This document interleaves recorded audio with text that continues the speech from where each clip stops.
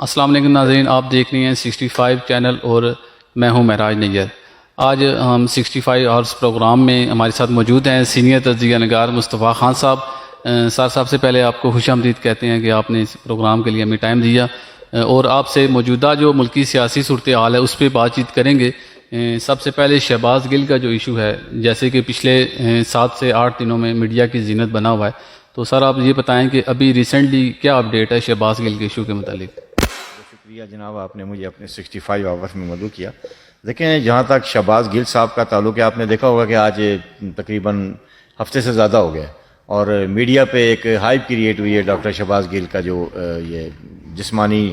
تشدد اور اب تو یہ ہے کہ جنسی تشدد کی باتیں ہونا شروع ہو گئی ہیں، اور عمران خان صاحب بار بار یہی کہہ رہے ہیں کہ ان کے ساتھ جنسی تشدد ہوا ہے۔ لیکن جو پیمز کی جو رپورٹ آئی ہے یا اس سے پہلے جو رپورٹس آ چکی ہیں، اس میں کوئی اس قسم کی کوئی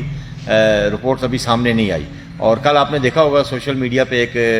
ویڈیو وائرل ہوئی ہے جس میں باقاعدہ دیکھا جا سکتا ہے کہ جو ڈاکٹر شہباز گل صاحب بالکل صحت مند ہیں اور وہ پولیس اہلکار سے کچھ باتیں بھی کر رہے ہیں اور اپنے روم میں بیٹھے ہیں، تو اس حساب سے تو ایسا ہی معلوم ہو رہا ہے کہ وہ بالکل ٹھیک ہے، صحت ان کی درست ہے۔ اب اس طرح کے کل تو ان کو پیش کرنا ہے دوبارہ ڈیوٹی مجسٹریٹ کے پاس، کیونکہ جو راجہ فاروق خان صاحب ہیں ڈیوٹی مجسٹریٹ جو تھے، انہوں نے ان کو پیر تک کے لیے پیمز ہاسپٹل میں ان کو داخل کروانے کے حکم صادر فرمائے تھے۔ اب کل دیکھنا یہ ہے کہ ڈاکٹر شہباز گل کے بارے میں کورٹ کیا فیصلہ کرتی ہے، لیکن توقع یہی کی جا رہی ہے کہ ان کو 2 روزہ ریمانڈ شاید کورٹ دے دے، پولیس کی کسٹڈی میں ان کو دے دے 2 دن کے لیے، کیونکہ وہ جو پچھلا ریمانڈ 2 دن کا دیا تھا ڈاکٹر زیبا چودھری صاحبہ جو ایڈیشنل سیشن جج تھی، وہ اس کو انہوں نے سسپینڈ کیا تھا منڈے تک کے لیے، تو لگ ایسا ہی رہا کہ ان کو دوبارہ پولیس کی تحویل میں دے دیا جائے گا۔ سر کل جو پیمرا نے عمران خان کی لائیو کوریج پہ مختلف چینل پہ پابندی لگائی ہے، تو اس بارے میں آپ کیا کہیں گے؟ جی، وہ کل رات کو جو عمران خان صاحب نے جو ڈاکٹر شہباز گل کے اس پہ گرفتاری پہ اور ان کے جو تشدد ہوا اس پر انہوں نے ایک احتجاجی ریلی نکالی تھی، اور انہوں نے کل ایفٹن پارک میں ایک بہت بڑا جلسہ بھی کیا۔ اس جلسے میں انہوں نے جو ہمارے ادارے ہیں آئی جی اسلام آباد اور مختلف جو افسران ہیں پولیس کے، اور خاص طور پہ انہوں نے جو ایڈیشنل سیشن جج ہیں زیبا چودھری صاحبہ، ان کے بارے میں جس قسم کے الفاظ انہوں نے جس طریقے سے انداز میں بیان کیے ہیں، تو فوری اس پہ رد و عمل ظاہر ہوا ہے۔ انتظامیہ کی طرف سے ان کے خلاف جو ہے ایک اپلیکیشن بھی